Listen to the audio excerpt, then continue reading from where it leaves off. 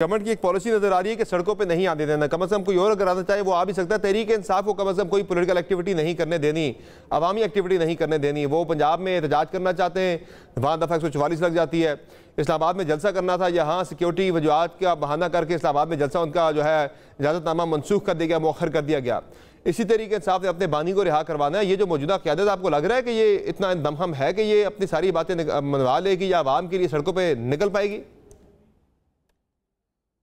देखिए, डिसकंटेंट का ताल्लुक सड़कों से नज़र नहीं आता कि कितना लोगों में कंसर्न है, कितने लोग पिसे हुए हैं इन मईशत के इश्यूज़ को लेके। उसका मतलब ये नहीं होता अगर सड़कों पर नज़र नहीं आ रहे तो उनका कंसर्न नहीं है। वो एक लावा ज़रूर होता है जो कि बिल्टअप हो रहा है। बिल्टअप क्या हो चुका है उसका इजहार किस तरह से होगा, और ये बड़ा डेंजरस होता है कि इस तरह से इजहार फिर हो कि जी तोड़ फोड़ हो और बुरे तरीके से लोग हुकूमती नुमाइंदों की तरफ या हुकूमती बिल्डिंग्स की तरफ जाएं और फिर वो पीटीआई में सर बात करें भी, मुआशी मसाइल के ऊपर बात करें भी तो कौन करे सर? हमाद अजहर ज़ाहिर वो उस तरह से एक्टिव नहीं है, वो ज़रा हाइडिंग में रहते हैं। असद उमर साहब जो है वो पार्टी छोड़ गए। आपकी बात पिछले दिन चल रही थी कि मोहम्मद जुबैर साहब शायद पाकिस्तान तहरीक इंसाफ ज्वाइन करने वाले हैं, तो लगता है कि आपकी ज़रूरत पड़ गई है पाकिस्तान तहरीक इंसाफ को। और जो बात चल रही थी पिछले दिन कि आप आने वाले हैं। एक और नाम आप भूल गए, शौकत तरीन होते थे, वो भी भरपूर अंदाज में पीटीआई का डिफेंड करते थे मईशत के हवाले से। सो वो जो टीम थी वो इस वक्त ज़ाहिर है नज़र नहीं आ रही है। मैंने तो निशानदेही ज़रूर किया, आपने ये पॉइंट किया है कि PTI has to be seen projecting. ये सिर्फ देखें असेंबली की हद तक तो एक होता है कि गौहर और उमर अयूब वगैरह बाहर आके और ये कहें कि ये budget is not acceptable, but एक होता है step by step, brick by brick उस बजट को कंसाइज करके बताना। अभी भी है जिस तरह झगड़ा है वहाँ जो KP में है, मुजम्मिल असलम है। अब ये तो जाहिर है उनकी इंटरनल पॉलिटिक्स है, मुझे नहीं पता कि वो किस तरह से, बट जरूर वैसे सर आपका वैसे चला था, आपका नाम चला था सर कि आप पार्टी में आ रहे हैं वापस। इस पे रऊफ हसन साहब ने भी तस्दीक की थी कि उनका रब्ता हुआ था आरिफ अलवी साहब के साथ, और आरिफ अलवी साहब ने खान साहब से कोई बात की थी। ये कहाँ पहुंचा मामला आपका पाकिस्तान तहरीक इंसाफ में शमूलियत वाला? अभी देखा ये चीज़ें कोई आसान नहीं होती। मैंने फ़ैसला अभी जब फाइनल जब हो जाएगा तो फिर सबके सामने आ जाएगा। आपको पता है कि आज मिफ्ता इस्माइल और शाहिद काका नबासी ने पार्टी अनाउंस किया है। वो 1-1.5 साल से आप सुन रहे थे, तो वो एक ये कदम उठाना एक इतना आसान काम नहीं होता। बट मैं सिर्फ ये कहता हूँ कि PTI is on the right side of history. It is facing the kind of brutality जो कि तमाम न्यूट्रल लोगों को, चले PTI वाले तो दिफा करेंगे, तमाम न्यूट्रल लोगों को इस वक्त अगर वो उन चीज़ों को दिफा नहीं करेंगे मईशत के अलावा पॉलिटिकल मैटर्स में, जुडिशल मैटर्स में, केसेस में, फरवरी के इलेक्शंस के हवाले से जिस किस्म के कंसर्न्स हैं कि अमेरिकी कांग्रेस तो बोल पड़ी, लेकिन यहाँ मैं देख रहा था एक PMLN के लीडर कह रहे थे कि वो बाइंडिंग नहीं है हमारे ऊपर। तो मैं उसका जवाब ये दे रहा था कि बाइंडिंग, अवाम की राय तो बाइंडिंग है ना, पाकिस्तानी अवाम की राय बाइंडिंग है। अगर कांग्रेस, US कांग्रेस की राय बाइंडिंग नहीं है, जो कि नहीं है, बिल्कुल सही कह रहे हैं, लेकिन ये उसको रीड करें, बिटवीन द लाइंस रीड करें कि अगर दुनिया इस तरह से रिएक्ट करना है, इंडिया के भी तो इलेक्शन हुए हैं, उस पर कांग्रेस की कभी कर सकती है, ऐसा स्टेप उठा सकती है कि वो इजहार करे। ब्रिटिश हाई कमिश्नर ने आपको पता है एक सेमिनार में खुल के बात की थी पाकिस्तान के इलेक्टोरल प्रोसेस के हवाले से। और सबसे बड़ी बात यह खत भी चला गया था चीफ जस्टिस की तरफ से, बात में आपने भी जी, और चीफ जस्टिस मतलब बजाय कि वो डिप्लोमेटिक रिस्पांस जाता उसका, फॉरेन ऑफिस बुलाया जाता ब्रिटिश हाई कमिश्नर को, वो नहीं किया।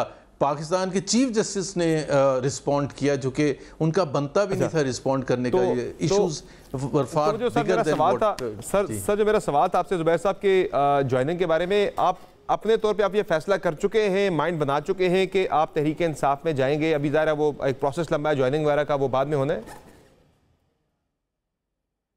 ये तो समर आप मेरे माइंड की बातें तो नहीं अब सारी पब्लिक के सामने डिस्प्ले कर सकते। बहुत सी चीज़ें होती हैं जो कि मेरा ख्याल है मैंने ये कहा है कि जी इस वक्त वो सही उनकी पॉलिसी है और वो एक स्ट्रगल कर रहे हैं। और जिस भी तरीके से जिसको भी सपोर्ट करना पड़े वो ज़रूर करे, वेदर बाय जॉइनिंग और not bye joining, but at least ये कहने में किसी को वो नहीं होना चाहिए कि पाकिस्तान का मैंडेट चोरी किया गया था फरवरी के इलेक्शंस में।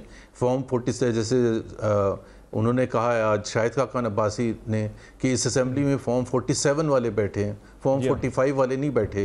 अब उसका फ़ायदा अगर पीटीआई को होता है तो लेट इट बी। यही लोग मुझे ये कहते हैं कि यार आप जो बात करते हैं उसका फ़ायदा तो पीटीआई को होता है, तो मुझे बता देना कि क्या पाकिस्तान के निज़ाम में इस वक्त। और सबसे बड़ी बात आप समर खुद देख लें कि जिस तरह 5 महीने हो गए इलेक्शन हुए पे, ट्राइब्यूनल की जो कार्रवाई है उसको ब्लॉक करने में कौन पेश है? सबसे ज्यादा पेश वो हैं जो कि असेंबली के अंदर बैठे हुए। अगर आपने कुछ नहीं किया तो फिर आप होने देना, आप सबके सामने फैसला होने दें। अगर 5 कैंडिडेट्स थे और 4 वो लोग जो कि जीते हुए नहीं हैं, उनके फॉर्म 45 सबके मिलते हैं। तो जुबैर साहब, ये सारी चीज़ों को देखते हुए ये फॉर्म 45, 47 वाला मामला हो गया, ट्रिब्यूनल्स का मामला हो गया, इलेक्शन की तहकीकात का मामला हो गया, उस पर पटिशन भी सुप्रीम कोर्ट ऑफ पाकिस्तान में ऑलरेडी तरीके साथ दायर की हुई है, जल्द हेयरिंग की दी भी पीटीआई ने दरखास्त की हुई है। दूसरी तरफ ये जो महंगाई वाला मामला है, पाकिस्तानी अवाम पे जिस तरह से एक सितम ढाया गया बजट के अंदर, ये हुकूमत या ये कंपनी आपको कब तक चलती हुई नजर आ रही है? देखिए, ये पाकिस्तान में इसका तो कोई भी नहीं कुछ कह सकता है। पाकिस्तान में पाकिस्तान का electoral process by and large, अगर ज़्यादातर इलेक्शन में देखें, 2002 का भी इलेक्शन जो था वो बिल्कुल ही जाली इलेक्शन था, let me be blunt about it, लेकिन वो पूरे 5 साल असेंबली चलती रही। तो ये इससे कहना कि ये कितने अरसे चलेगा, बिकॉज पाकिस्तान में जाहिर सी बात है कि अगर आपके पास इस्टेब्लिशमेंट की सपोर्ट है जो कि इस हुकूमत को है, वो बरकरार रहेगी तो उसकी हद तक तो वो चलती रहेगी।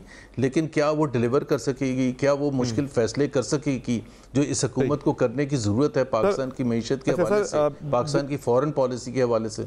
Before I wind up sir, 2 मुख्तर सवाल आते सर। एक तो वो जो बात मैंने आपसे सवाल किया था आपकी ज्वाइनिंग वाला, उसमें क्या आपकी आरिफ अलवी साहब से कोई मुलाकात इस सिलसिले में हुई नहीं हुई, पार्टी में ज्वाइनिंग के हवाले से? आरिफ एक तो देखे, वो तो ये जब मेरे से बात करते हैं ना लोग कि आरिफ अलवी से मुलाकात हुई या नहीं हुई, आरिफ अलवी से मेरे को 40-45 साल पुराने मरासिम हैं। और वो उनसे वो जब वो पीटीआई में थे और बड़े सरकर्दा रहनुमा थे प्रेसिडेंट बनने से पहले, उस वक्त भी मेरी बड़ी अच्छी बातचीत थी। तो मुलाकात को एक चीज़ सर फाइनल सर, एक चीज़ और आपकी मौजूदगी का फ़ायदा उठाते हुए सर, नून लीग ने वो जो आपका दावा था मियां नवाज शरीफ की जनरल बाजवा से मुलाकात वाला आदम एतमाद से पहले, उसकी नून लीग ने तरदीद कर रही है। वो कह रहे हैं ऐसा कोई मुलाकात नहीं हुई, अगर है तो जुबैर साहब कोई शवाहिद ऐसे कोई चीज़ ले आए। आप अभी भी अपने उस बयान पे, उस दावे पे कायम हैं या आप उससे पीछे हट गए?